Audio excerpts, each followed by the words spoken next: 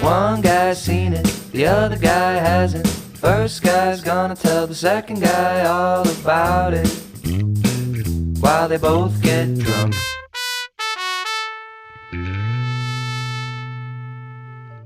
All right, welcome back to another special episode of One Guy's Seen It Series Edition. We are doing the first and only good season of True Detective. I got my buddy Sumner here. One Guy's Seen It is that podcast where typically one guy has seen it and the other guy hasn't seen it, and then they get drunk and talk about it. But we're doing a show. Well, it's still one guy's seen it, because with this one I had seen it. I guess with Band of Brothers we both seen it, but yeah, that one didn't really count. I it. just was like, I just wanted to do it. Yeah, and I'm really glad we did. Yeah. But in this particular scenario, I actually have seen it, and you haven't. So yeah, we hit episode 3 and 4 today, which, dude, honestly might be two of the strongest in the show, and just fucking awesome. What are your thoughts? Yeah, they were so good that, like, by the end of 4, I was like, I don't know how they're gonna top this. And from what I've heard, I mean, like, it gets even better. So I don't know, but I was pretty floored by these 2 episodes. I did not. Yes. I don't know. It's like reading a great book. Like, at the end of, like, that's why I wanted to do 3 when I called you earlier. I was like, let's do 3 tonight, because when we watched 2 the other day, I was like, I wanted to keep going. But I think I messaged you halfway through 3. I was like, I already have too many fucking notes, so we should probably just do 2. Yeah, you didn't think you could handle having to wait another week to watch 2 more episodes. It's the worst. I just wanted to blow through the entire season, but honestly, I think it's better to do this way, so we give, these 2 episodes, like, the due that they deserve, because there's a lot of shit to cover in 3 and 4, which are even better than the last 2. Yeah, I mean, hey, you know what? Like you said, we're gonna keep edging ourselves. That's the way to do this. To really enjoy it. I was waiting all fucking week. I was so excited. Like, it was like, it's like reading a book. Like, when you're in, like, you read like a couple of chapters and then you're like, oh shit, I really want to go back and it's just like you wanted to pick it back up and, like, keep going until it was done, kind of thing. And it really has that, like, novel quality to it, which is probably one of the reasons that it works so well, just because it's constantly unfolding and all these, like, different scenes of stuff. Like, there's not really a structure to any of the episodes. Like, they're just unfolding. It's like, this happens, so this and this happens. Like, it's fucking great. I've seen very few shows like it. Yeah, and it's funny because when you say it like that, right? It sounds obvious. Like, how, like, isn't that what every show does? It's things are just unfolding, but not really. Like, this and this is something that I noticed too from the other seasons that this one does so well that they don't, is even in, like, parts of the show where things should be slow or should seem like they should be moving slowly, they're not. It's always keeping you on your toes and paying attention to what's happening. Yeah. And like, man, fucking awesome. Like, every scene is important, and, like, even the scenes that are, like, supposed to be slow, like you said, are, like, all those scenes are good, and then it's like there's only good or great scenes in the first, like, 4 episodes. I feel like there's not a scene I can think of in my head that I would say is, like, boring or not good or, like, filler. Like, I haven't felt that watching the show at all. Like, it's really fucking great. I was shocked, dude, how much I really love the show so far. That makes my heart so happy. Okay, well, let's start with episode 3. So, I guess plot-wise at this point, I guess we could loosely go over the plot. So, they're starting. Yeah. They're still hunting down leads. And, what was the girl's name again? Dora Lang. And she's the one with the guy in prison that they interview, Charlie Lang, right? Right, yes. Okay. Her ex-husband, I believe. Who is... Well, we'll get to that later. But anyway, sorry. No, yeah. I mean, we can just roll through it. I mean, so I guess the episode kind of starts with, man. One of the things that I think makes the third episode so great is it starts with what the biggest strength of this show is, right? Which are these really personal conversations that that Rust and Marty have that are really just the highlight of the show, and you get one of the best ones at this like old school revival kind of church tent thing going on. That was one of my favorite like set pieces of the show, like with like all the proverbs and like scripture behind him on the, I don't know, like on the tent walls, which was really cool. It was like almost like a character from like a Rockstar game that you would come across like wandering through the world. Dude, it's so funny you say that because I've gotten that vibe so much. Like, so many of the characters in this show feel like Grand Theft Auto characters. And I think that's part of what makes it so great, just the eccentricity of all of the characters.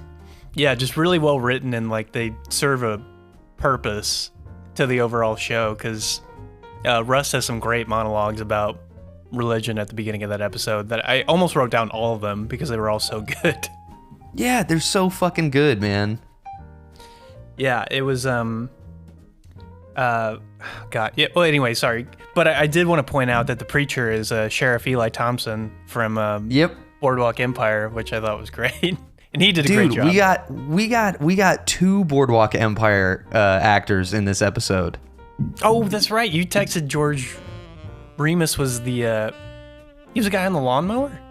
Dude, George Remus on the lawnmower. I can't believe you didn't notice. I couldn't tell. Yeah, he just looked like some dude. Yeah, man. I just thought George the actor Remus wants you to think he looks like some dude. God damn it. George Remus doesn't know why he's on this lawnmower. George Remus just mows lawns.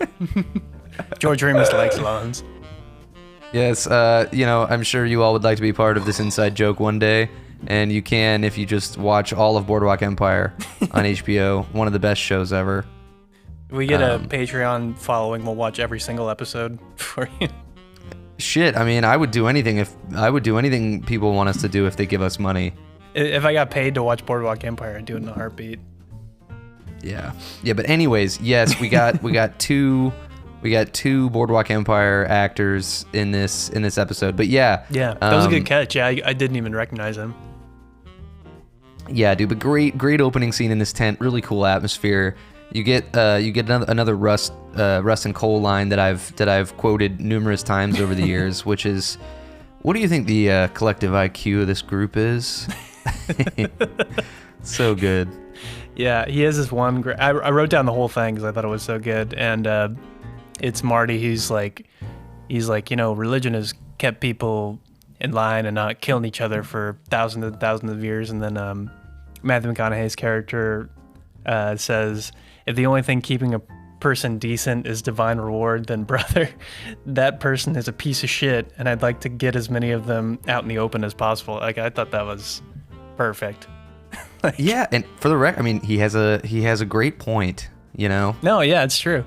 And I think the thing that's great about his character too is that, like, for, as much as like Marty like calls him like crazy and judges him a lot, like, I think for most people, like, he kind of reflects like most people's like philosophical viewpoints about things, and like things that people wouldn't say out loud in like normal everyday conversation, but he just says them very eloquently and very poetically and philosophically. Like, it's just perfectly written. Like, and like I've said before, like, I think it could very easily come off like, trying to be deep, but it like actually is. Like, it does a great job of like towing that line of like being existential, but actually being meaningful with what it's saying. Like, it's fantastic. Like, really well written.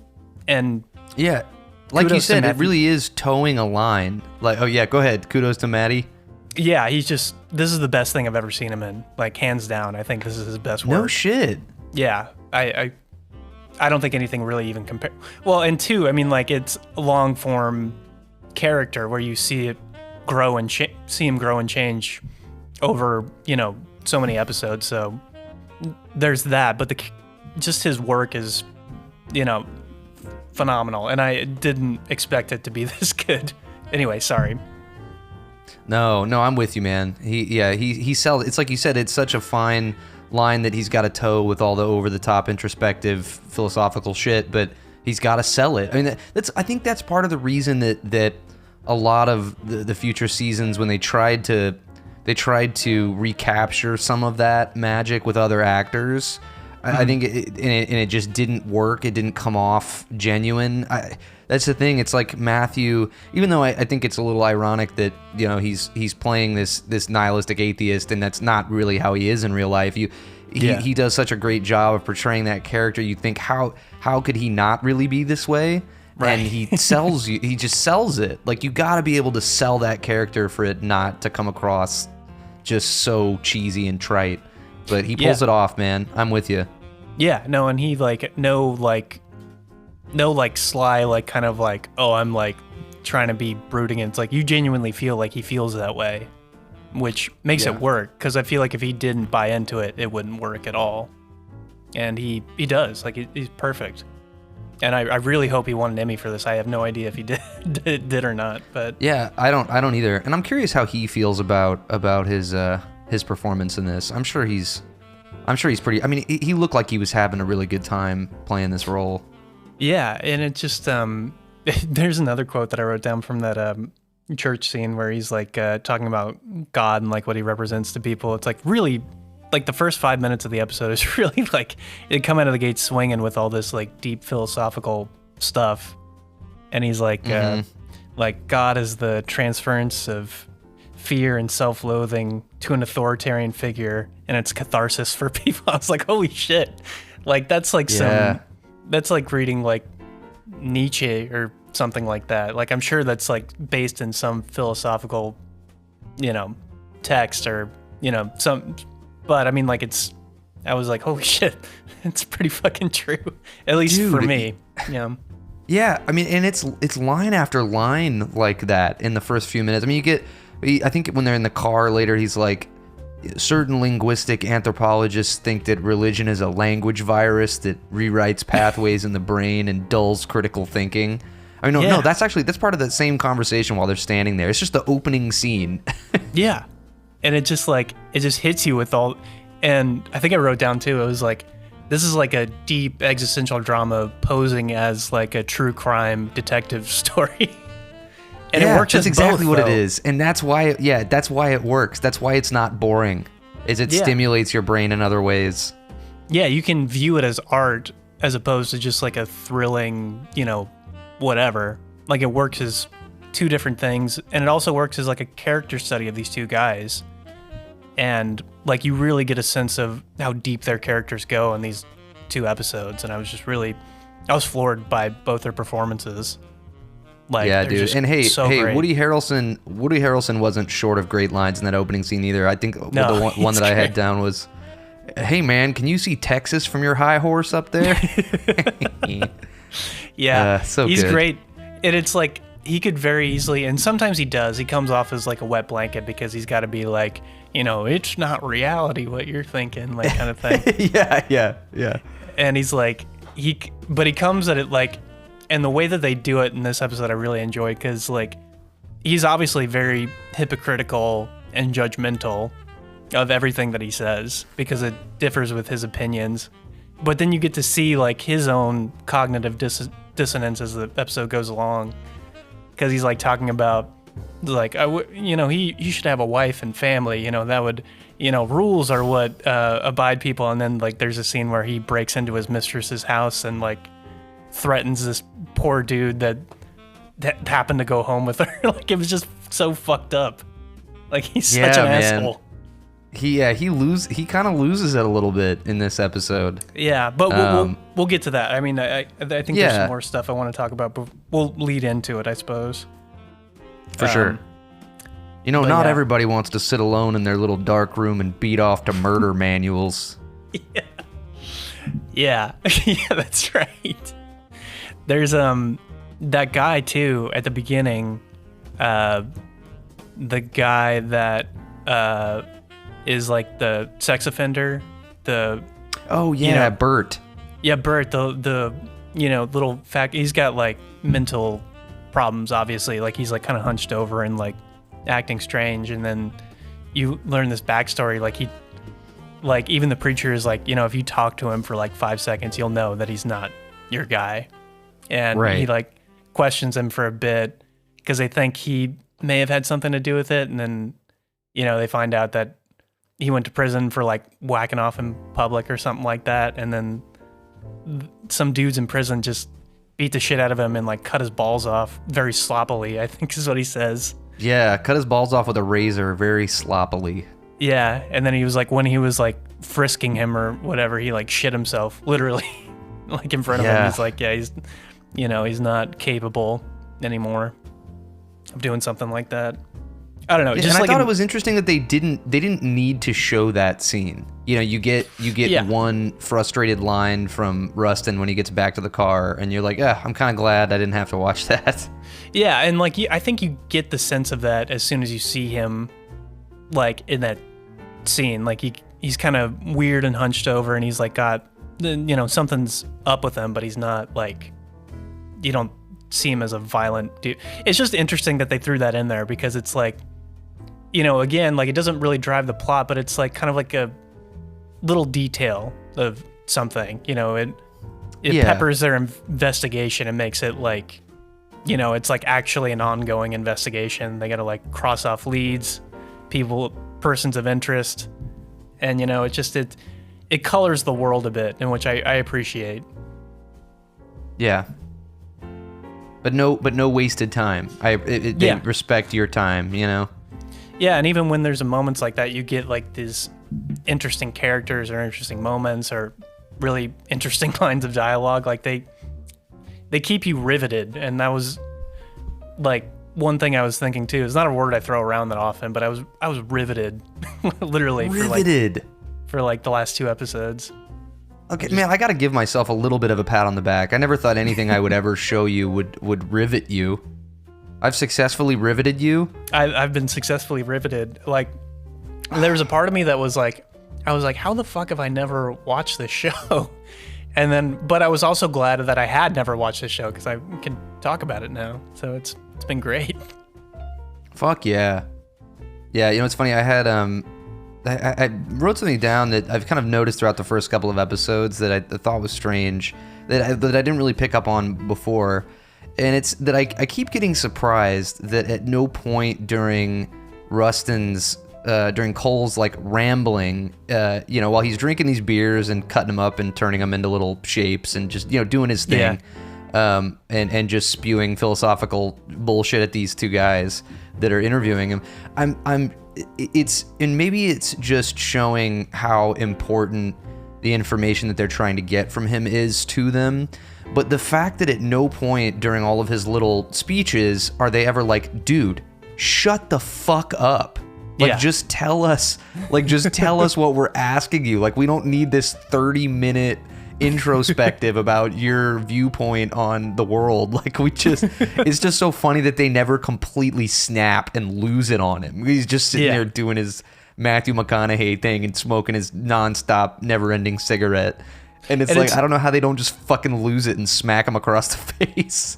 No, it's great too, because those guys are like, the fact that they don't do that, it is like, does 2 things for me. Like, one, like them just staring at him and like just observing him, like creates this like eerie, like dread. Like they're just looking for some detail about something, they're like willing to listen to all this so that they would uncover like some clue about something. So there's like a sense of like birds like they're like swarming. Like as soon as they catch him, they're gonna be like, fuck you, like we got you on this. But like also, okay, so your take on it is they're kind of they're waiting for him to slip up. They're just letting him spew. Yeah. So I think that's where I kind of land. But I like that they don't interrupt him, so it like creates that sense of like uneasiness, and it like there's a bit of tension in there too, because it's like, because even they have moments where they're like, what do you want to know? Like, I don't know what you want me to say, and they're just like, just keep going.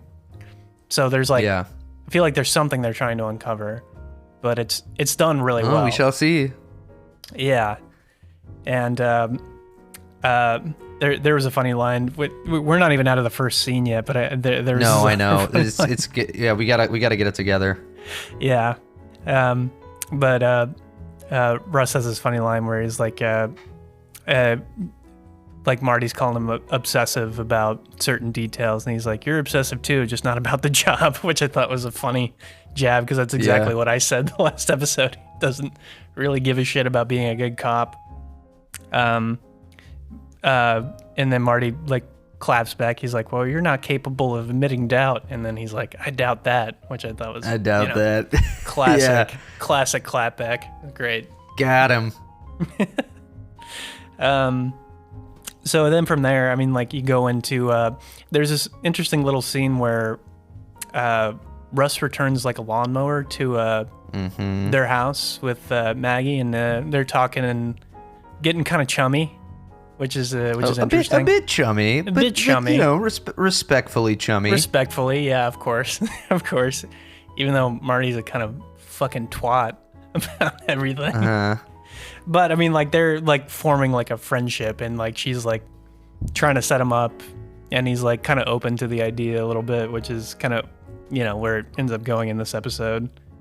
And then you get Marty's, like, you know, eventually, like, his marriage kind of blows up a bit, and he admits his midlife crisis thing. And that you remember that scene, or she like finally confronts him a bit. Wait, I mean, you've got to say that, you know, Woody likes mowing his lawn. You don't.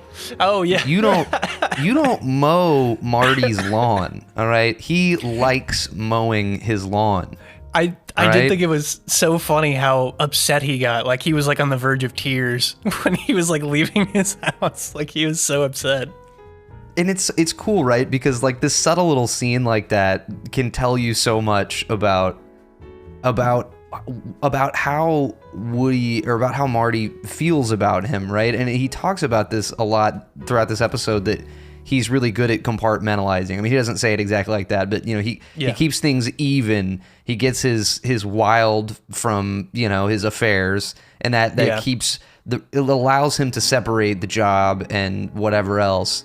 And like Rust is the job to him. Like, that Rust stays at the job. Rust at his house talking to his wife, mowing his lawn, is a massive line that has been crossed. Yeah. And you just gotta love it. Yeah, and you never get that vibe. I mean, like, I don't know where the story goes. I mean, like, they could end up together. They're obviously showing them a lot together. So, I mean, there could be something, which is fun for you because I don't know where it's going and you do. So, But, yeah, I mean, there's definitely something there. And I kind of want it to happen, weirdly, like, but I know that would fuck everything up. I think the part of you, well, yeah, I mean, their characters make you want it to happen because, you know, obviously Rust is this fucking tortured, lonely figure, and she's tortured and lonely in her own way. Yeah, in her own way, exactly. And what Rust and Cole is to her is sort of what he is to. She's. The fact that Marty and Cole are so polar opposite, but they play off of each other so well. She's getting that other side that she might be craving after clearly what has been a while of Marty sort of pulling away and becoming disconnected from her. And here's this dude who's really connected to himself, and I think she clearly finds that attractive. Yeah. Yeah, and he's, you know, got this deep and dark brooding past, but he's not presumptuous about anything. Like, he's just, you know, he just seems like, for all his faults, like, he just seems like a genuinely like good person, which is kind of funny to say. And it kind of gets challenged a bit in the next episode, but I don't, even in those moments, like, I don't think I've ever really questioned his, like, loyalty to what he's doing kind of thing, like, if that makes sense. Like, I've always felt that Russ seems like, for all his, you know, faults or whatever, like, seems like a really good guy, like a really upstanding kind of dude, in the way that Marty is not at all. Yes, yeah. And it's interesting too because you know, with Rust, you never really get he doesn't necessarily have like a motivating. You think about this wild life that he's clearly lived over the last few years, and sort of how he operates as a detective, and the fact that he sort of doesn't believe in he doesn't have any sort of religion in his life. He doesn't have any family. It's like, okay, well, what is motivating this guy? Like, what's his? It makes you wonder what his goal is. Like, what if everything is so hopeless to him and meaningless? Like, why is he trying so fucking hard? It's like he has nothing. All he has is his ability that he's developed as a result of all the sacrifices he's made to be able to catch evil fucking people. And I guess that's what motivates him over everything, because he has nothing else. Yeah, and there's this really brilliant moment, which is kind of just like a small scene, but when he's like interrogating that one guy, the guy that would break and enter, and like he couldn't leave until he like came on something in the house or something like that. Oh yeah. But the way that he interrogates this dude was really interesting to me, because the way that he breaks this guy down is like the things he was, like when he was talking about preachers and religion, like that was the thing he was like condemning them for, was their methods for getting people into the church. And he would say things like you were as God made you. It's not your fault. You can't, why you can't hold down a job, or why you dropped out of school, or, you know, why you miss your mom, or like he like goes into all these like really deep things about this guy. And he's like, but you're as God made you. And he like really like psychologically breaks this guy down to the point where he like wants to confess. Like, I thought it was such a fascinating scene because of the way that he tore down religion to its core, like at the beginning of the episode. And then there's just this one scene where he's using all those techniques in an interrogation setting just to psychologically destroy this guy. Like, it's really brutal. Yeah, dude, a very, very astute observation. Yeah, it was beautiful writing. Lovely. Chef's kiss. Chef's kiss.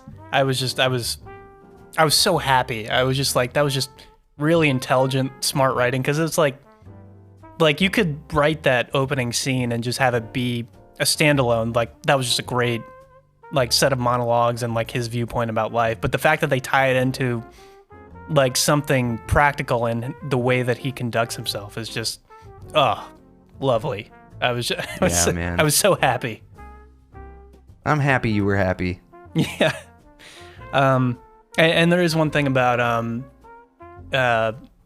you know, that Marty and his wife, which they have their, you know, I don't know, I guess confrontation fight-ish kind of thing. Like at the beginning of the third episode, where they're not really fighting, but they're really just talking about, like, you know, where things have gone wrong, like, I don't know what's going on with you. And he kind of has this, you know, declaration that he's pretty much going through a midlife crisis. Like, I don't know what's wrong. And she's like, you know, you're acting like a moody teenager. And he really does. He's like throwing up his hands, being like, well, I don't know what the fuck you want me to do about anything. Yeah. It's really good acting from Woody Harrelson. Like, he really sells that well. And then, but he has this really great, like, thing he says where he's like in reference to his midlife crisis, where he's like, I'm like the coyote running off the hill, like in the Looney Tunes cartoons. And as long as I don't look down, I can keep going. But as soon as I look down, like, I, you know, drop. And I was like, that's a pretty, like, for a throwaway line, that's a pretty poetic way of like looking at it, like going through. No, and I think it was a nice little cute example of how great he's gotten at lying, that he can just whip out this classy little metaphor to bail him out of, because, you know, she had him on the ropes a little bit, and he you know, no, I mean, like you said, he for almost the throwaway basically line, admitted, it's cute. Like, he almost basically admitted to an affair, and like, knowing what we know, like, you can read it on his face like a book, and I'm sure she could too. Like, something's up. Yeah. And it's just the acting is so good. It's such a well written scene. Like, every scene, like, I'm just like, I'm so impressed. Like, yeah, it's just, dude. There's so much to delve into. It's so, just when things come along like this, like, it's very rare. like movies or TV or anything. Like just when something's well written, and the characters are really fleshed out without like having to do a lot of exposition. Like it's really rare to see that level of craft in something where everything is just working.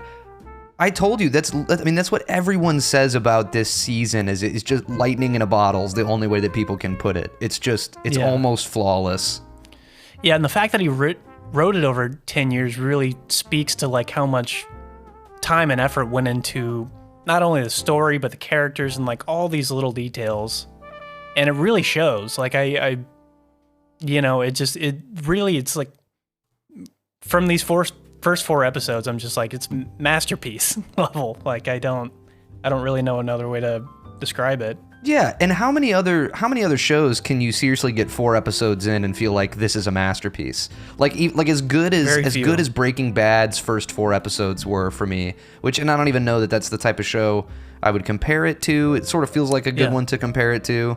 Yeah, but it's like routinely up there, like at the top of the list. Like Breaking Bad is like, but they have 5 seasons of that as opposed to just one. Right. And that's the thing I like about miniseries too, is like, I like the contained, like this is the story you get, but miniseries are just like, it's much more like a book, whereas like with TV shows, there can be a lot of filler, there can be great episodes and then like meh episodes. So right. I'm always like, I think that's one of the reasons I haven't gotten into a lot of TV. Or I like wait for you to tell me about something. I'd be like, okay, I'll check that out, kind of thing. Yeah. But yeah, I mean, like I said, just when you come across something like this, it's really a treat when you actually watch it. Like, and I'm so glad that you made me watch it. It's so great. Yeah, fuck yeah, dude. No, it's so awesome to have an excuse to get to watch this again. This is only this is my second watch through, and it's almost better the second time. Yeah, I'm sure. Because I really want to go back and appreciate. I really want to go back and rewatch it, but I know when I do, I'm just gonna be upset. I'm like, oh, I could have said that on the podcast and I didn't. Yeah, maybe don't do that to yourself, at least for a while.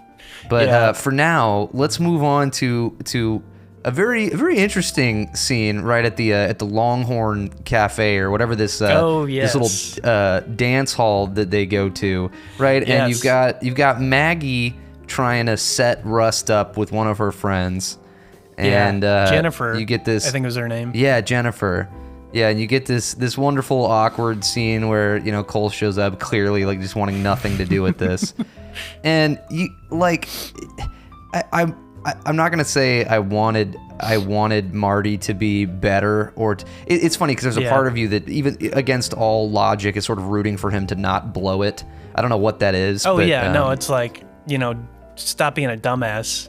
Like you're married to Michelle stop Monaghan. being a fucking dumbass. What the fuck are you doing? Like, what are you doing, right? But so he sees what's her face, Alexandra Daddario. I can't remember her name in the show.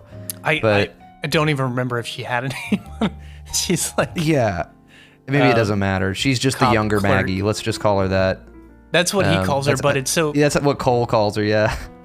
Sorry to interrupt, but it was so funny that he said that because like the girl that Maggie brought along to the date looked exactly like Michelle Monaghan, which I thought was so like unnerving. Like it looked like her little sister or something. Yeah, that was a little weird. Same hair, like same face. Like it was an interesting casting choice. But anyway, sorry. The scene at the Longhorn where he can't let go of the fact that Alexandria Daddario is there with some other dude. Yeah, and, dude, like, his can't stop staring at her. Yeah, he nods her over to the bar, and it's like, okay, dude, first of all, I get that it sort of needed to happen for plot progression or whatever, but like, sure. Why in God's name would you even take that risk? Like, I mean, it's stupid. Not like, stupid. It's not like she can't see you from where, and I guess she doesn't, so it doesn't matter, but it's like, why would you even, and then he tries to like have a shot with her, but his first line, Rust sees all, but, But like his first line with her when he gets her to the bar is like, so you're gonna go home with this guy? Like he's such a piece of shit. Like, dude, it's none of your fucking business. What do you give a fuck? She even claps back at him, which I was proud of her for because she's like, what do you go home and fuck your wife? And he was like, he didn't even have a response. He was just like, No, because he's never had one. He has no leverage in this situation. He's just a complete piece of shit. Like, what are you to, like, dictate what she does? Like, you're, like, a way bigger piece of shit. Like, don't judge her. Like, that's fucking so stupid. Yeah, fucking dumb. So yeah, so he gets drunk, right? He follows her home, and fucking breaks into her apartment like a psycho. I was so mad when that happened. Dude. Sorry. No. I mean, yeah, you get what might be the best line in this episode, which is, "Did she suck your dick? I have some Ninth Ward prison queen wearing your face for a condom. Did she suck your dick?" And the poor guy, he's like, just like, a little bit. Just a little bit. I was like, that's the scariest thing you can say to somebody. Like when you're like 10 inches away from their face. God damn, man. But yeah, I felt so bad for that guy. Just imagine, you go home with a nice girl from the bar, very pretty, and then some fucking jackwagon 40-year-old piece of shit breaks in and be like, "Did she suck your dick, you fucking piece of shit?" Dude, and honestly, if I was that guy, I probably would have assumed that this dude was her dad. Like, that would have been my first thought. Yeah, like, what the fuck, dude? Like, okay, you cheated on your wife. Okay, that's one thing. But, like, to have this high and mighty attitude, like, you control and own her is so bizarre. Like, I can't relate to that at all. Like, I'm just like, how do you have that level of, like, non-self-awareness about your situation? Like, it's so ridiculous. Yeah, and it shows this delusional compartmentalization thing we talked about earlier with his personality. Is like, the only way that he can survive and be happy is if all of his things that he wants are in their little boxes and they stay in their boxes and they're his and he can have them. And that she's that for him. She's not a person. She's this thing in a box that he wants. And he's so pissed that he can't have it anymore. Yeah, and it's just like, he views her as like one of his toys that he can just pick up and play. When somebody else plays with it, he's like, I can't have that. You know? Like kid on the playground. Like, did she suck your dick? And why is that the most important thing to him? Like, why? Yeah, like why? What did you expect? like she's like 20 years older, 20 years younger than you. Like, she could be your daughter very easily. Yeah, pretty fucked up scene there. And wait, so and tell me if I'm wrong, but like he ends up having to like appear in court about it, doesn't he? And she's the transcript writer for her own. Was I reading that wrong? No, he was. I don't remember why he was at court, but like they happen to run into each other like at the courthouse. Is like the first time they've seen each other like in a week. And she was like basically scolding him, was like, "You can't do that. Like, you're a piece of shit." And he says something that was so fucked up. I was like, he's like, what was it? It was, your disappointment is irrelevant. Your disappointment is irrelevant to me. Exactly. Yes. Thank you. Your disappointment is irrelevant to me. I was like, dude, what saying that to Kaylee. It's like, what the fuck are you doing? And then he has the audacity after that to be surprised that she tells on him to his wife. She goes ham, man. She fucking takes him down. Like, whatever. But like, it's like, dude, you brought it on yourself. Like, in that moment, to like be that big of a piece of shit. Like, you deserve that. Totally. Yeah. Like, you couldn't have ended it amicably as a viewer. Like, he could have just left the bar and never seen her again, and like, she probably would have never said anything. Yeah. But he chooses to. He couldn't fucking let it go. I think that's like, there's a sense of like a self-destructive cycle in him a bit, where it's not only like, like, this is mine, like, stay the fuck away, like Tony Soprano shit. Like, I gotta take what's mine kind of thing. It's like, there's a sense of like, he's so unhappy with his life, his normal life, colliding with the crazy shit that he has to deal with on a daily basis. He just almost wants to like tear it down with a wrecking ball kind of thing. Yeah. And Do you think it's maybe that he feels like he doesn't deserve it? Like somewhere inside he knows he's a piece of shit and doesn't deserve good things, so he destroys them. Yeah, because I mean, like, Michelle Monaghan is like the perfect wife, like in almost every way in the show. Like, Yeah. and they don't go out of their way to make her that way or anything like that, which is really nice. Like, they don't make her like this perfect angelic figure or anything like that. But like, she's just like perfectly nice and like doesn't like scream at him and yell at him, and just like she has very rational conversations with him. And it's just, you know, like, doesn't do anything wrong. Like, she just like, you know, she just is there taking care of their kids, and he comes home and acts like a child about everything.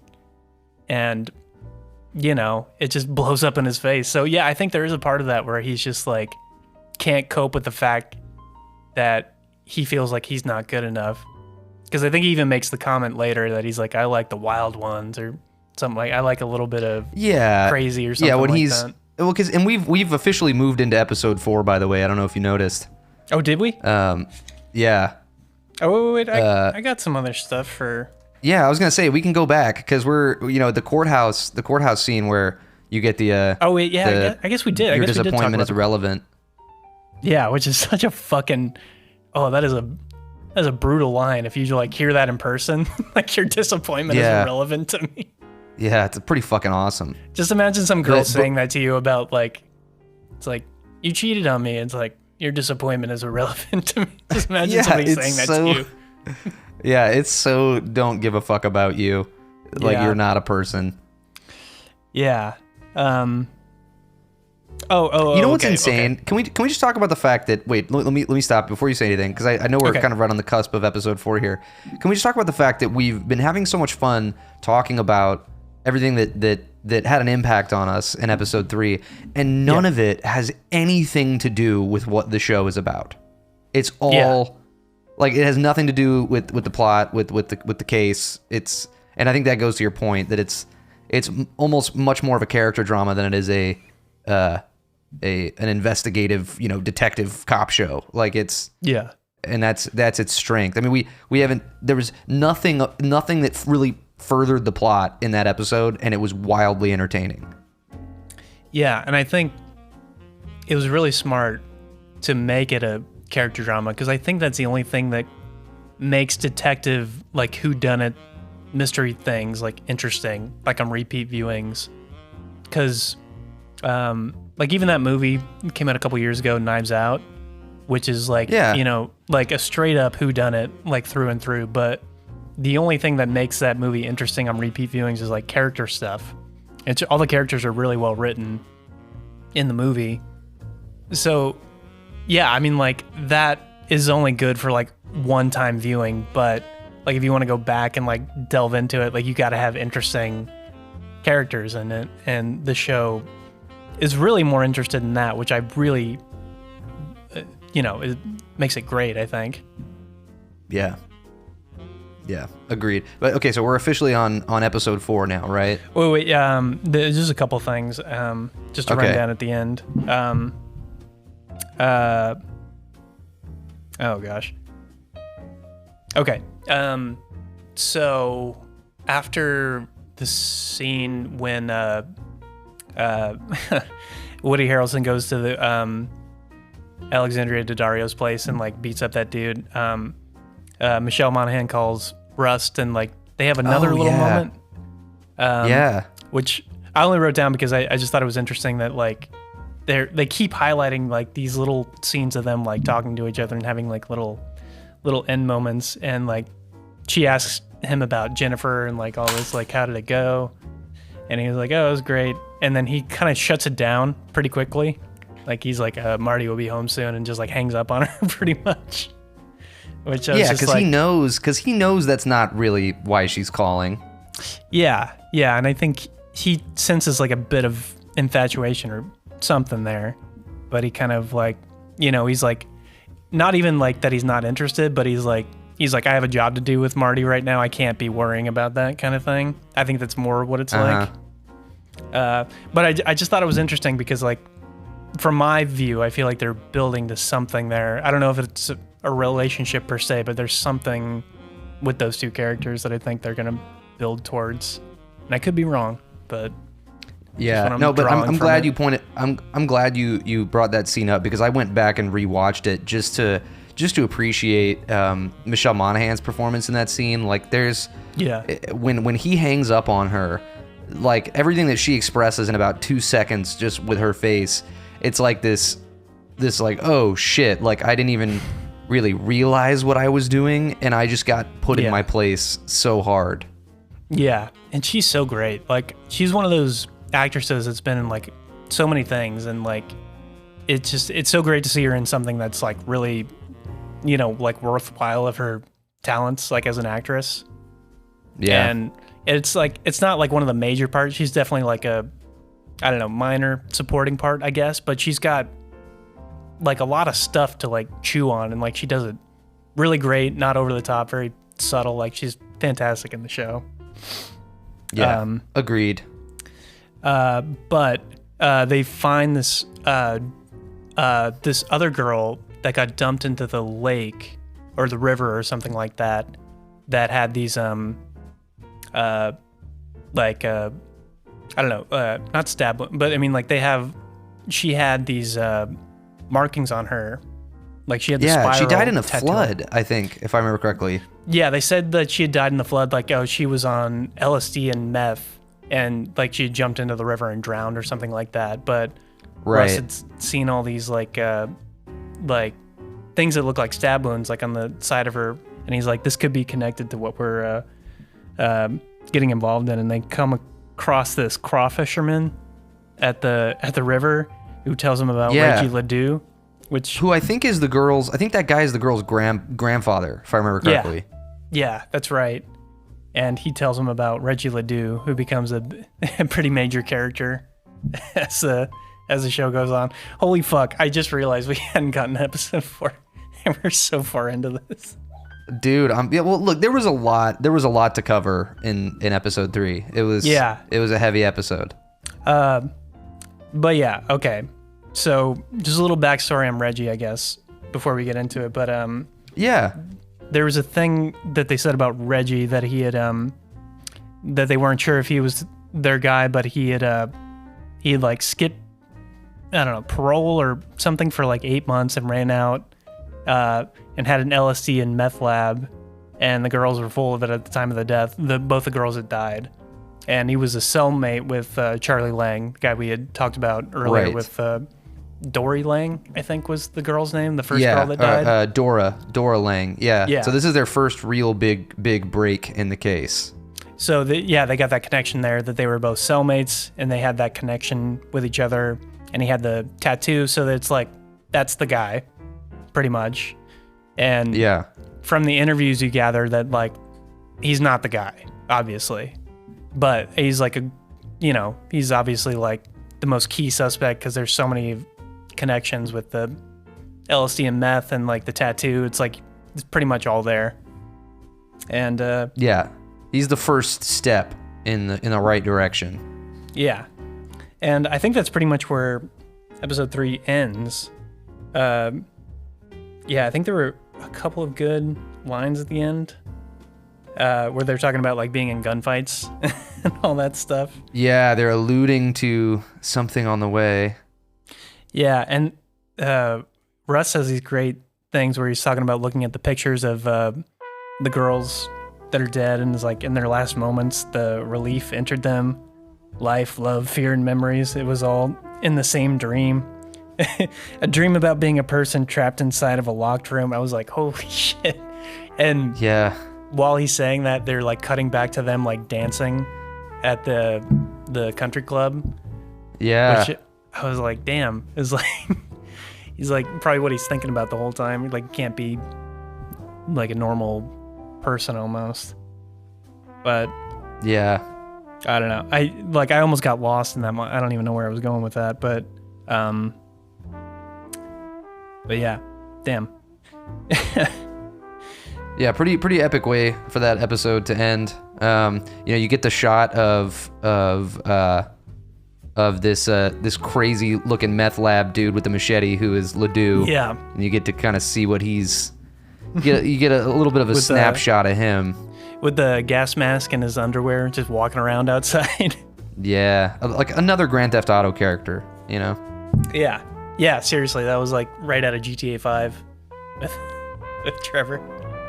Definitely one of Trevor's friends, but Yeah, okay, on to episode 4. We've made it. yeah, we made it. Success. Which, oh god, we talked about episode 3 for so long, and that was definitely like, I don't want to say the lesser episode, but like this one is definitely the more high octane episode of the two. Yeah. I think I think episode 4 of this season has gone down as one of the best episodes in television history for a lot of people. For obvious reasons. I don't dispute that at all. Like, that was one of the best episodes of television I've ever seen. Like, hands down. Yeah. It's pretty wild. So, I mean, it starts right with Marty and Alexander Daddario in the courthouse. He's confronting her, or he's, telling her whatever, he doesn't care anymore. She clearly goes to his house, tells Maggie everything. She leaves this letter for him that he finds when he comes home, and he fucking loses it and goes to the hospital where she works. And this is honestly, I think this is the first point in the show where you learn what she actually does for work. That she's I guess an RN, and she's decided to work the graveyard shift, and Marty just continues his absolute asshole train by just making this massive fucking scene in her workplace and getting violent and just God, man, you just want to punch him.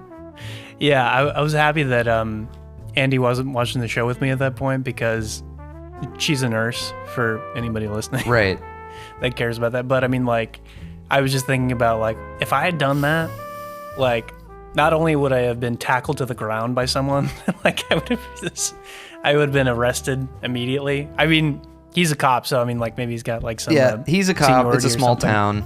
Everybody in the hospital knows who he is. Yeah, I was just like, that was like, probably, it might be the most pathetic thing he does in the whole show, is making that huge scene at her work. Especially her being a nurse, like having to take care of people. Like, it was like the most selfish thing. Yeah, and she, he has the audacity to be like, well, I stopped. And she has this line that is so good. It rivals your disappointment is irrelevant. She's like, she says, what, you think your betrayal is removed by its interruption? Like, are you a fucking, like, I thought that was so good. Yeah, just because you stopped, it removes your betrayal. Just because you feel guilty now, doesn't mean you're like, good person or something. Yeah, but it's like, think about how good of a line. See, that's when you know that this was a book, is because like that's the type of thing that no matter how intelligent someone is or witty or quick off the cuff, that like in an emotional, intense situation like that, to put those words in that order, oh, you think your betrayal is removed by its interruption? Like, that's such a thing that no one would ever say, but it makes it so good. I think that's one of the great things about movies and TV, or in books, I mean, just like entertainment in general, is just like formulating the perfect set of circumstances for you to say exactly what you think in a certain situation. It's giving you, as a viewer, you get to experience someone saying things you wish you could say. It's There's a moment of satisfaction, like you've been in an argument with somebody before that you know is wrong, and just saying the perfect thing at the perfect moment. Like, there's just a moment of such great satisfaction in that. Yeah, dude, 100%. I did write down one thing, and it doesn't really relate to the show, but I thought it was interesting. So I've talked to you about Twin Peaks a lot. And it's really, well, I say similar to the show because it's like, there's like a dead girl. They have to like solve the murder, essentially, and like it kind of follows the same plot structure as that show, but where True Detective is very like nihilistic and realistic about like, some of the philosophical themes. Like the way Twin Peaks handles those philosophical things is very uplifting and like trying to make you like think about life in like a more positive kind of way. Because the lead character is Dale Cooper, which I know you haven't gotten that deep into the show, but like as the show goes on, he's like just kind of a force for good in like an evil world, and like he's kind of like the light in this like dark reality that surrounds him. So it's like it was just funny to watch. Like I was just watching McConaughey's character in this episode just like going deeper and deeper into this hole, and I was just thinking about Dale Cooper is like the exact opposite of that. Like, interesting. They're on two different spectral planes. Like they're both saying the same kinds of stuff, but from two completely different perspectives. Like I just thought it was fascinating, just in terms of like a detective drama show. Well, and I'm curious too, what kind of psychological impact that has on you as a viewer, right? Because it's like maybe this is just because I already know what's coming and I'm watching it for the second time. But when I finish an episode of this season of True Detective, I just feel like shit. Like I feel terrible about the world. Like I feel good about the piece of art that I just watched, but it really makes me feel like shit afterwards.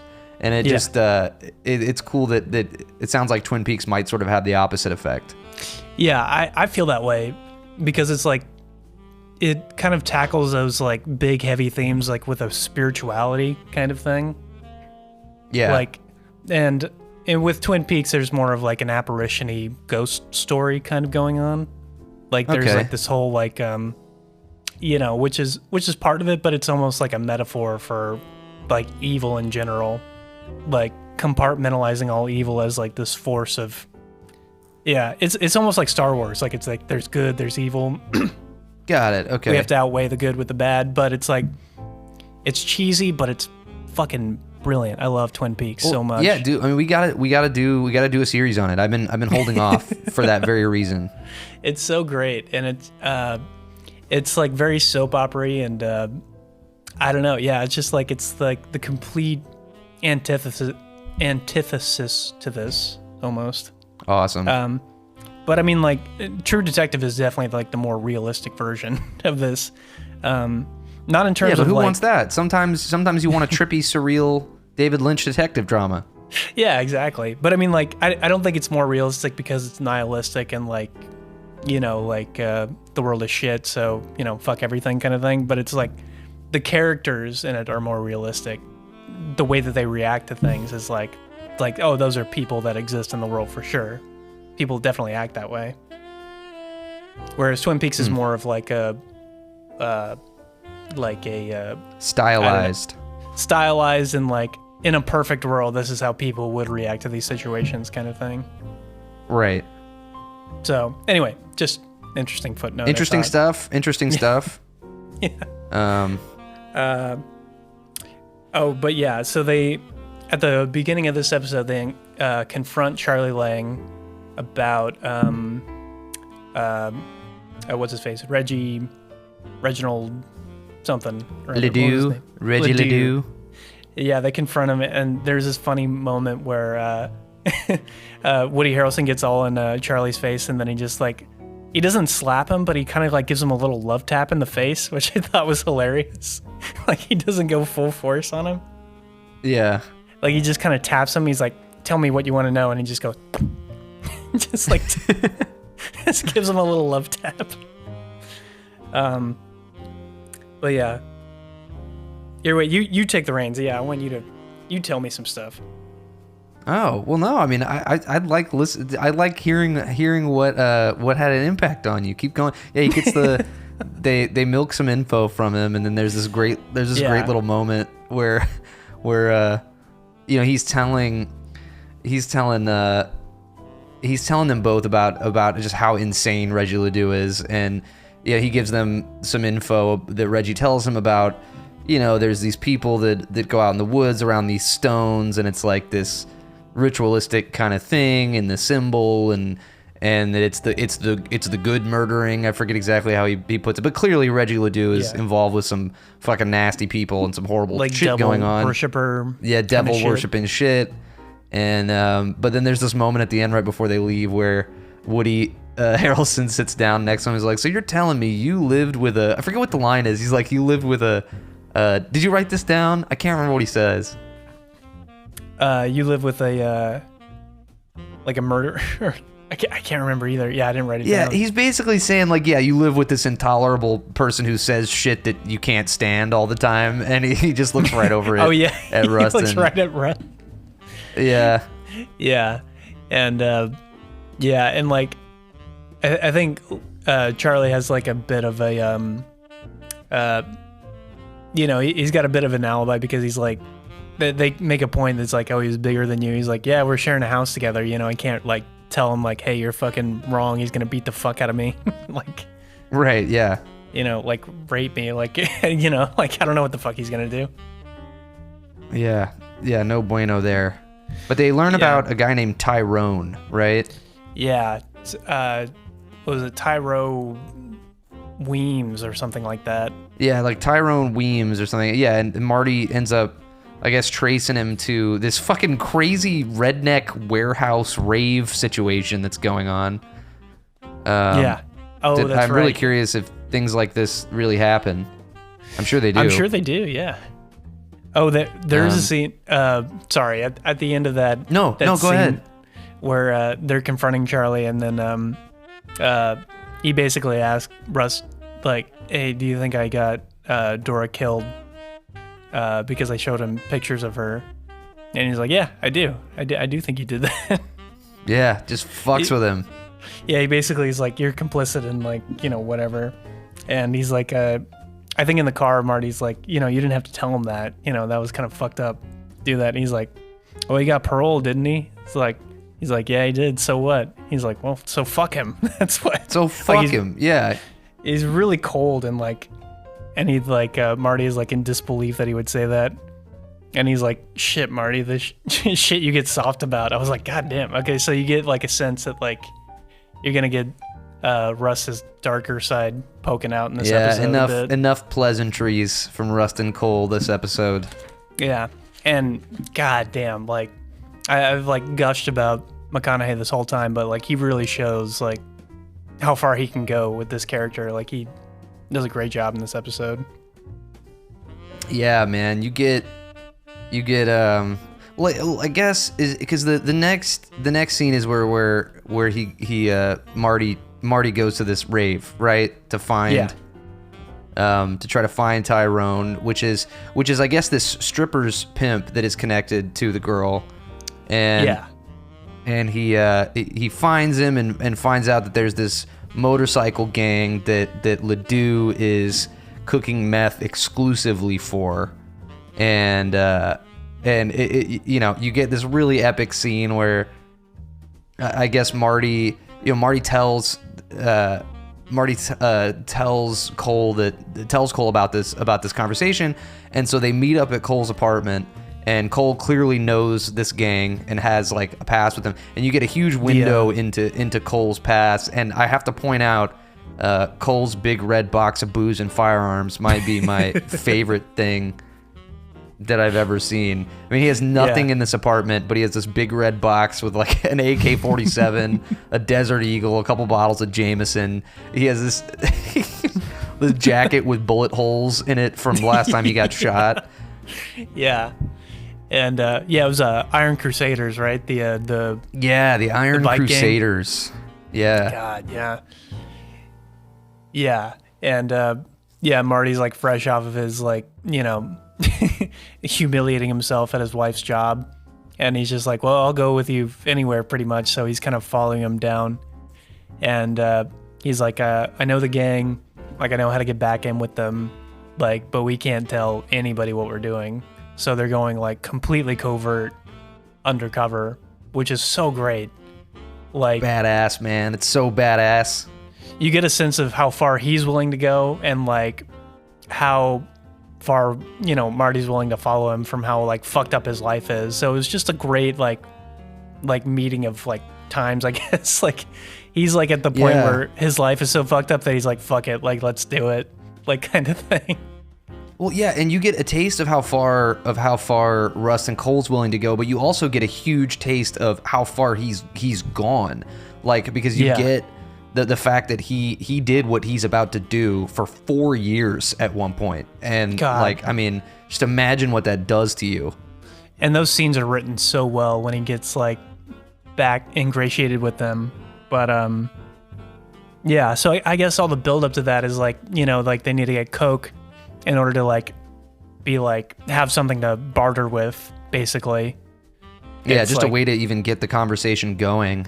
Yeah, he's like, you know, I've been away for a couple years, so I gotta like look the part. So they have this great scene where he's like, okay, we gotta like look the part, and he's like injecting himself with like, I think he says like ink and cayenne or something like that. So it looks like ink and track marks on his cayenne arm. pepper. Yeah, dude. Which is so great. Just like all these little like details about like what that life was probably like, and just how. So like they basically spend a week together where they're just getting fucked up just so they can look the part when they go there. Yeah. Which it's is so just, epic, man. Yeah, and he's just like, and Marty's great in that scene too, because he's like still kind of like just a regular dude, just watching him like become this character like over a couple of days or whatever. And oh gosh. Oh, and what does Russ say about like, he's like how do you know that like they're gonna know that like you're not part of the DEA or, you know, like not a Fed or something like that. He's like, well, when the DEA raided one of their shelters, like there was a shootout and he like took 3 bullets, and so like anybody who gives a shit thinks I'm dead. So, you know, like, and he like talked to his source. He's like, it's all good. Like they're not gonna suspect you of anything. Yeah, man, and you get that little glimpse, and it's attention to detail, right? That I love so much. Is like at the end of that first scene when, you know, Marty shows him his, or Cole shows him his big red box. You know, it's like Marty starts off that scene wearing the jacket that he pulls out of the box just to kind of fuck with him, you know, and he's drunk. But then that the last shot of that scene is him opening up the jacket, and you see the bullet holes in the side of the jacket, like, from where he got shot. Yeah, just that little attention to detail. Yeah. Yeah, it's so great. Doesn't he have a line during that conversation where he calls Russ the Michael Jordan of being a son of a bitch? Yeah, which I thought was so great. Yeah. Oh, I think it's when they're at the bar, because he's like talking about his marriage. He's like, I don't give a fuck, dude. Like, we're here to do a job. Dude, that scene is so good. Because it just shows the hypocrisy and bullshit of Marty's character, because like he doesn't want Rust involved in his personal life at all until he does. And then Cole's like, dude, I don't want to fucking hear it. Like, not my problem.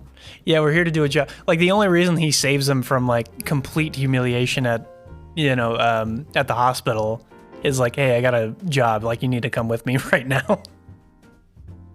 Yeah. Which I thought was a nice scene where he's just like, he shows up to like, you know, rescue him, but it's also, he's like, hey, I need you to do this with me right now. Yeah. Because I think at the beginning of the episode, he like hangs up on him. He tells him about, I was like, oh, the Iron Crusaders, like this is what Weems told me. And he's like, what are you doing right now? And then he just hangs up on him. Yeah. And then he ends up going to find him. But yeah, so they're back at the apartment together, and they're like, they know they're gonna go do this thing, and then McConaughey tells this like harrowing story of like what these bikers are capable of. Essentially, he's like, you know, go in and you know, they'll just take you to a bullet in the head, like nothing, you know, no big deal, basically. He's like, how do you mean no big deal? And he describes their methods of torture of some of the other biker gangs or something like that. He's like, if they caught you, they would like take your scalp and like cut you at the top, so they ripped your face off and have a mirror holding up to your head so that you could see your face being ripped off, and they cut your balls off and shove them down your throat, like all this crazy shit. So he's like, yeah, getting shot in the head, not that big of a fucking deal, dude. Like, this is what you're walking into. So like sets a stage for some really fucked up shit. Like, it's just, and it's like, you don't need much more than that. Like, just that description alone, like, you're like, holy shit, okay, this is where we're going with this. Yeah, man. You gotta fuck. I mean, just imagine, fuck. Be insane. Yeah, and he was like, how long were you undercover? He's like, 4 years. He's like, you're only supposed to do 11 months. He's like, yeah, well, I fucked up, so they only wanted me to do. So he was undercover for 4 fucking years doing this thing. Jeez. Yeah, imagine what that does. Like, no wonder he's such a fucking weirdo. Yeah, he's like done all these. all these drugs and all these fucked up things just to like stay undercover. It's like, and I've thought about that too. It's like, how far do you have to go and undercover to like be able to do that? Like, I don't know, man. Like, you either have to be a really good actor or like fucking insane person to be able to do, like, almost like psychopathic. Well, it's a little bit of everything. Yeah, like you got to be a little insane, but you also have to have absolutely nothing to lose and no fear of death, which he clearly had at that point in his life. Which is great. I mean, like, you really capture that sense of that character that really doesn't give a fuck about that. Yeah. And like, you need that to make that believable.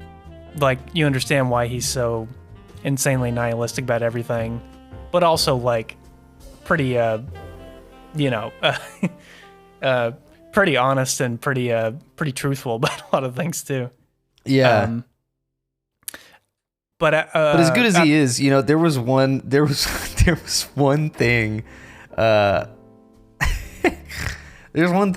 was a moment when Rust goes to this biker bar to try to find his contact, Ginger, who he has this past with, and you know, he gets into this like secret area of the bar where the bikers hang out. He gets searched or whatever, and then he's talking to these guys who he clearly used to run with, and he's playing the part, you know, that he's been in Mexico working with the cartel or whatever. And he has this moment, I can't remember exactly what he said, but it was the first time in 2 episodes that I remembered I was watching Matthew McConaughey. It's like the Ginger says something like, well, why would we, or Miles isn't going to work with you because he's thought you were dead this whole time or something. And Michael McConaughey looks at me, he's like, yeah. He does this like little scoff thing that is just shit I've seen him do in other movies or like other situations. Yeah. And I was just like, oh no, my immersion. But I think it's funny that like he has his McConaughey moment when he's undercover, like he's trying to play the part. So I think it's like, it's funny that like his undercover part is being Matthew McConaughey. I think that's fucking hilarious. The meta is making my mind melt right now. Which I almost give him credit for, because like that's some great like meta satire about what you're doing. He might as well have fucking said, all right, like when he walked in. It just leaned into it. If he had just gone full Wooderson from Dazed and Confused, it's like, yes, that would be fucking awesome, dude. Just an homage. These high school girls, like, I keep getting older. They stay the same age. Dude, he just done that. Oh, man, that'd be fucking awesome. Just broken immersion completely in that moment. Yeah, but minor thing. It was just a minor little moment that I had to point out. No, it's true. I mean, sorry. There's one thing I wanted to. There's another scene with Maggie and Rust, just before they go to the biker bar, like before they're about to do their thing, and he goes to talk to her, and he's kind of like the messenger for Marty. And which is really, they like meet at the diner. Yeah, it's a really bizarre kind of like twist in their relationship, because he goes from being like almost threatened by him to like using him to be like the middleman between them, like at this diner. Like, it's a really bizarre like twist of their characters in that moment. And he basically goes on this whole thing. It's like he's basically just trying to convince her to take him back because he needs him for this job. Like, he needs him to be like ready to go and everything. He's like, men make mistakes or whatever. It's like whatever. And she's like, is like, oh, all your excuses. You must have made a great husband. And then he just like walks out and leaves. And then he has to give them this thing. He's like, he has to tell them something before they go out. So he's like, you'll be back together in a couple months or something like that. He's like, that's your honest read? He's like, yeah, it's my honest read. And they have like this moment of like bro moment. Which is bro like, moment. Yeah, where he's like, oh, fuck yeah, dude, you fucking saved me.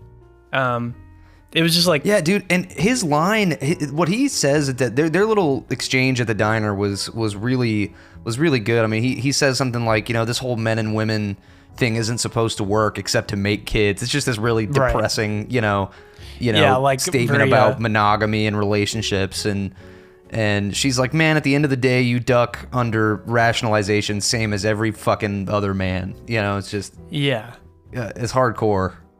No, I mean, like, yeah, and she's right too. It's like he views everything as perfunctory, and like she's viewing it as like, a thinking, emotional person, like a well-adjusted person, and he's just like, fuck all that.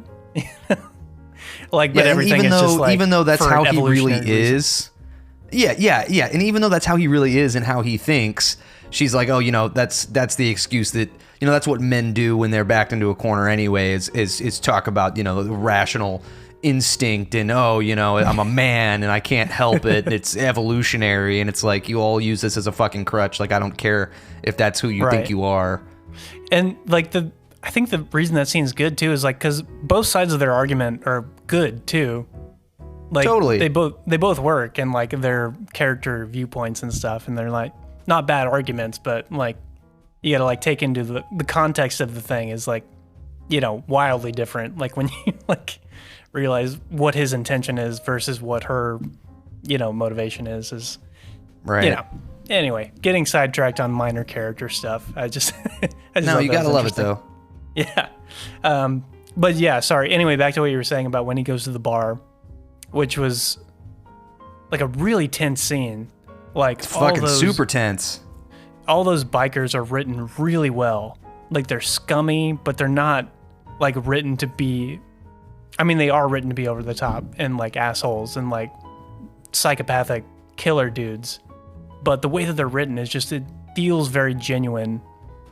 And I don't know, it just, they come off really scary without having to do much. Like when he's there and like having to take drugs and like, doing the whole thing, the whole undercover thing, like it just sells really well.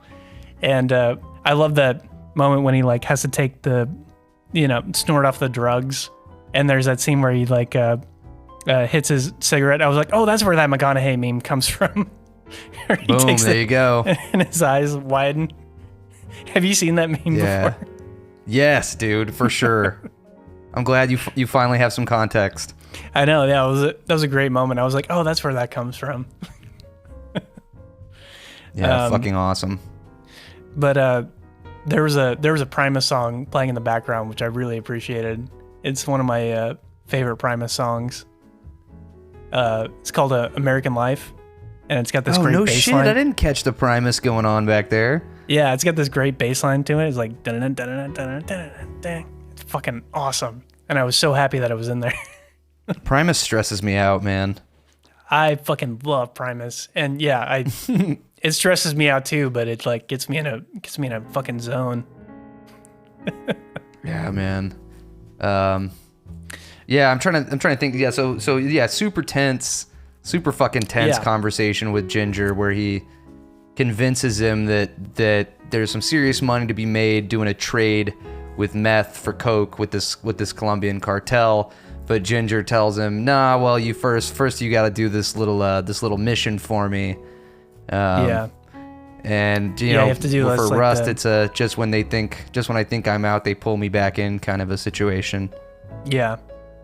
And he plays it perfectly, like he's just like, like a guy along for the ride kind of thing. God, yeah, and you feel for him when Ginger hands him that snort of what I assume was crystal, just to kind of prove he means business. Take these drugs, and it's like, you're like, God, ugh. Like how can you function and do what you're supposed? But clearly, he's done it before for a very long time. There was a moment I was really tense because like after he does it, like he has a moment where he acts like he hasn't done it in a while, which is like kind of telling. That he's like trying to get his words and like trying to form sentences together again, and just like, and like that moment of tension, I really got to commend Matthew McConaughey for, because I'm not sure it would have been written that way, but the way he plays it, I'm like, oh shit, he could like catch him at any second. Yeah. Are you not doing drugs? Like what the fuck? Like took one bump Goddamn, and like man. you're fucked up. Yeah, I don't think the cayenne and ink is gonna give you quite the same high. Which is like when you see that meme of him like taking a drag off the cigarette really intensely with his eyes widening. You're like, Yeah. when you see it, it's funny, but like in the moment, you're like, oh shit, like he might be fucked. Yeah, dude. Another moment where I was really fucking mad at Marty. Like, he had no business going into this bar. Like, dude. Yes. Ugh. Yeah, I was so pissed at him. He had no patience. Just couldn't fucking.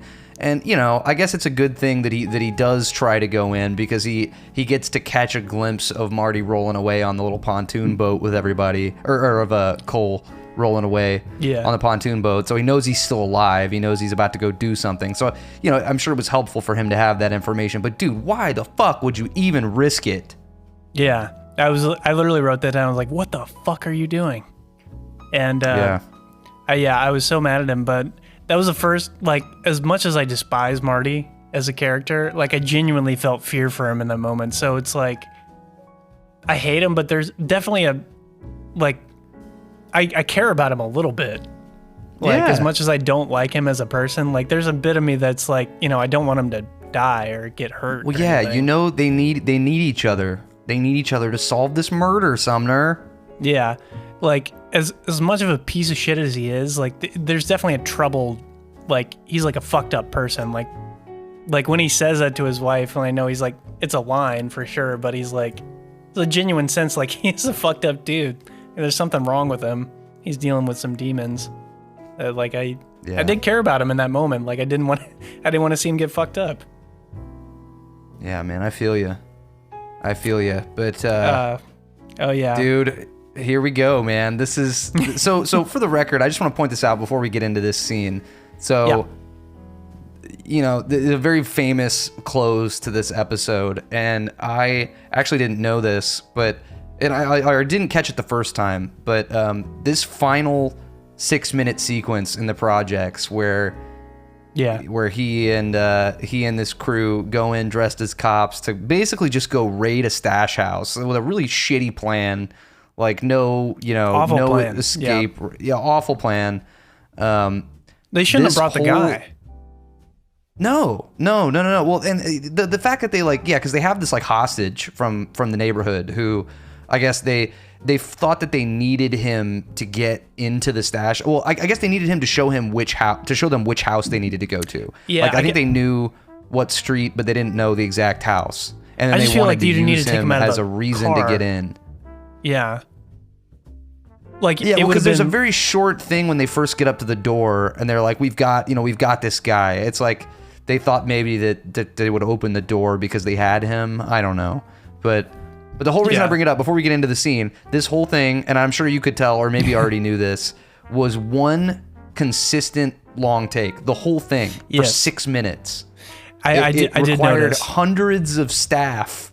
I mean, hidden makeup artists who had to apply makeup in seconds while the camera was focused elsewhere. Like, all kinds of crazy shit. It's insane because, there was a couple of minutes where I didn't notice. Yeah, and man. But it adds so much to the tension when they first get into the fuck. Sorry, go ahead. No, you're right. I mean, it's and I think with when you do those wonders, it's easy to be show offy about it. We have to show everybody the amount of work we did in this, but the fact that they really kind of made it seamless the way that they did is really difficult to do. And it was a decision to make it that way. Where you don't really notice that it's a big wonder, but when as the scene goes on, you kind of being oh shit, this shot hasn't broken in a really long time. And I was like, oh shit. And I'm sure there were some invisible cuts in there somewhere. I don't know if there was. Maybe it was a legitimate take, but there was so much crazy shit going on. I was there had to have been a cut or two. And I don't know, man. That's kind of the lore of the whole thing. Is that whole 6-minute sequence was one shot. They made sure to keep it one shot, and I think that's incredible. This episode won 2 Emmy Awards for Outstanding Cinematography for a single camera series, and Outstanding Directing for a drama series. Yeah. No, it was incredible. Like, I was really floored by it because I think the biggest shot I've seen like that is like, do you remember in Children of Men, like at the end of the movie, like that big long shot where they're it's like the whole battle scene where he's like running through the town and like there's like tanks and shit like blowing up, and like there's this crazy long like one take to the point of like absurdity, like it's so insane. And but that being said, like it's very obvious that it's meant to be seen as like one shot, like it's making itself known that it's one shot just so you know the amount of work. But right. And I think that was one of the things I appreciated. It was like, it was not trying to like overstate like what they were doing. Like it was just to service the scene as much as it was, like a feat of, technical prowess, like what they were doing. Like, I don't know. It was just really well done. Like it towed the line of being invisible and to being really impressive also. I fucking loved it. I don't know, man. It's great. It's so fucking epic. Just the tension you feel, because there's one point when they first get in the house and Matthew McConaughey is sort of standing between the rooms, trying to kind of just keep a beat on everything that's going on, and the tension is just ramping up because he keeps saying, I forget what line he keeps saying, but I don't think he's saying we need to hurry up. Yeah, there's this line that he keeps repeating, and it fucking stressed me out, man. He's like, get it together or something like that to Ginger. He's like, get your shit together. We got to get the fuck out of here or something like that. Yeah, dude. And there's another thing to Matthew McConaughey's credit, like from his performance, because his, like, I don't know, like his loyalties change midway through that scene, or he's totally with these guys, like at the beginning of the scene, and then halfway through he realizes they're fucked and he has to take him hostage. So he's got to like change like his whole dynamic of his character in the middle of that really long take, which is like, if you fuck that up, like, or if you do it wrong, like, that's like, I don't know, it's a lot of shit to deal with in like a one take deal. So kudos to McConaughey on that. That was really good.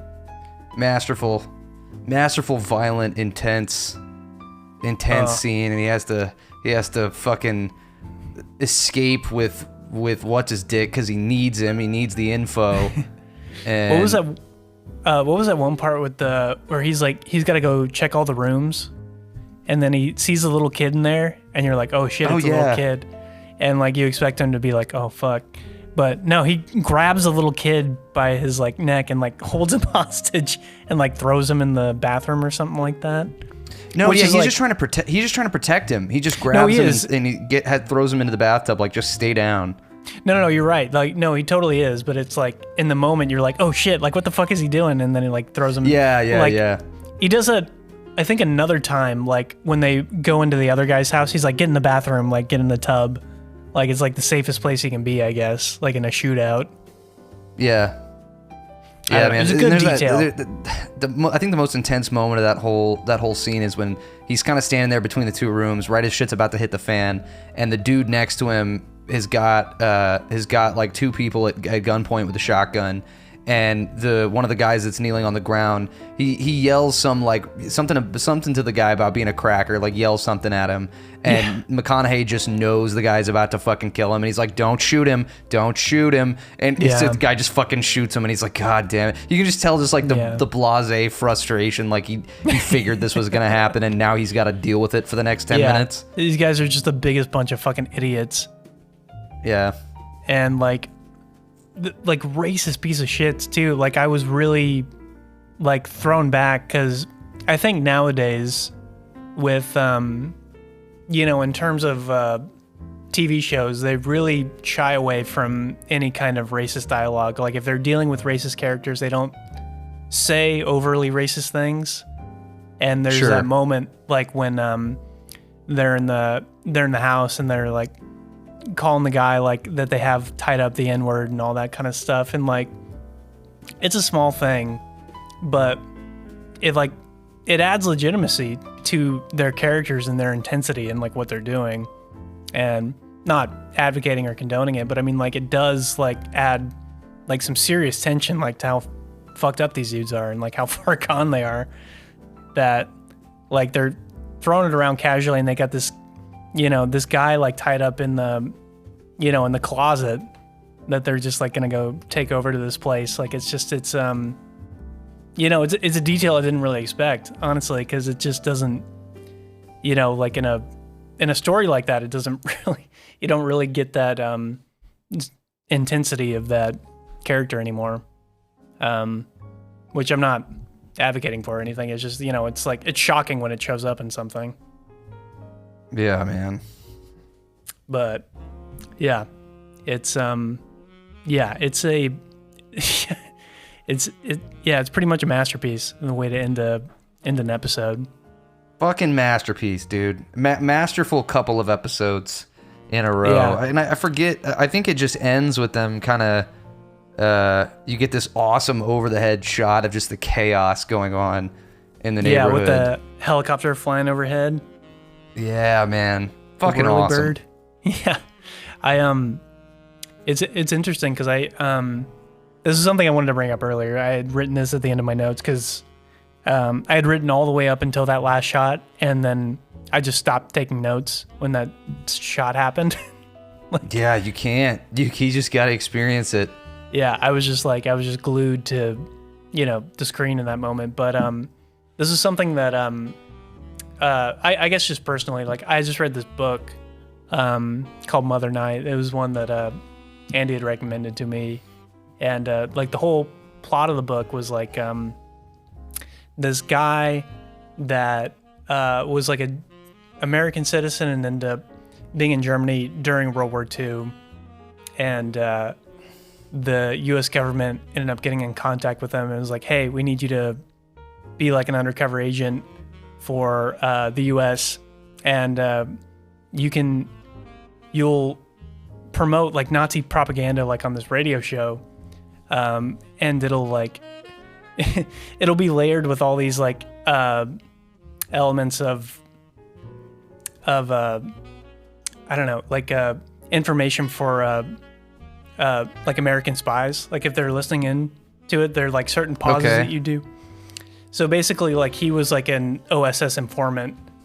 So he would give them all like important information on his radio broadcast. Anyway, so like the whole plot of the book is like he's like an undercover U.S. Military guy, but he's parading around as a Nazi informant on this radio show. And the whole thing about the book is that, did he do more for the Nazis or did he do more for the U.S.? Like, how does it get outweighed? And like, what do you do as an undercover informant? Like, where is the line drawn? Like, where is the morality in what you're doing?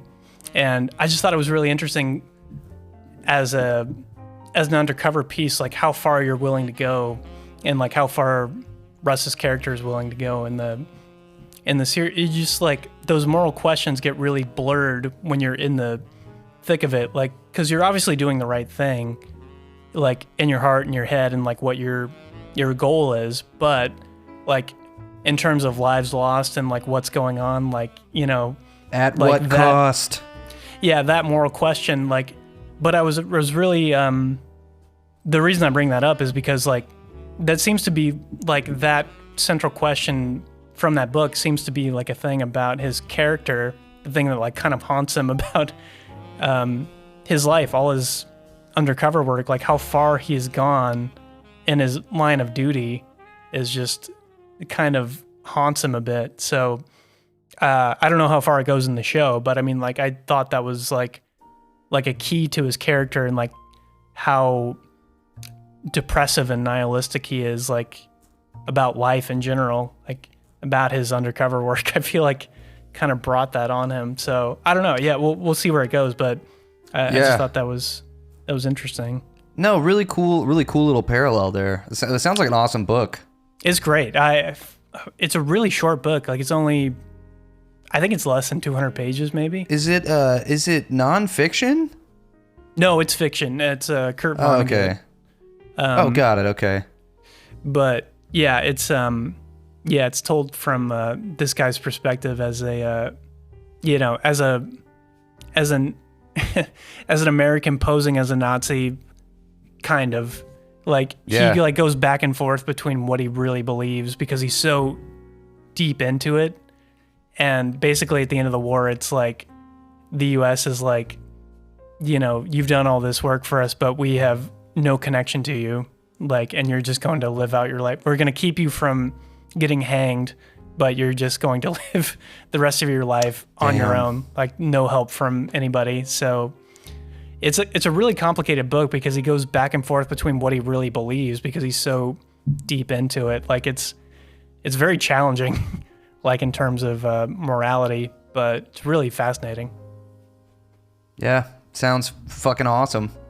But it's like, yeah, living a double life, like, like that's kind of the moral question you take on, like how far you're willing to go and how far you're willing to sell your soul, essentially. Yeah, and what scale you're willing to justify everything on, like what makes that moral cost worth it? Like what even are those goals? Like is your overall goal just to satisfy your superiors, or is it locked in with some personal stuff? Like shit can get, or is it can just get your complicated? Doubt? Yeah, and like in that book, it's like where do your doubts lie in like one or the other? Could you lean one way or the other? Because I think it gets like asked to him, is like, could you like if things worked out in Germany's favor, like would you have ever stated that you were an American spy? Like throwing it back on him like it's his fault for being a spy, which is really fucked up. You should really read it. I would actually really like to talk to you about it. Yeah, man, I'm on it. That'll be my mission. But I guess it's unfortunate that we have to wait another week to watch the next 2 episodes of True Detective. I know. I would do it tomorrow. Gonna edge it even further. All right. That's it for this episode of One Guy's Seen It. Until next week, remember, every movie's better with at least 0.5 beers. 0.5 beers. Peace. One guy's seen it, the other guy hasn't. First guy's gonna tell the second guy all about it while they both get drunk.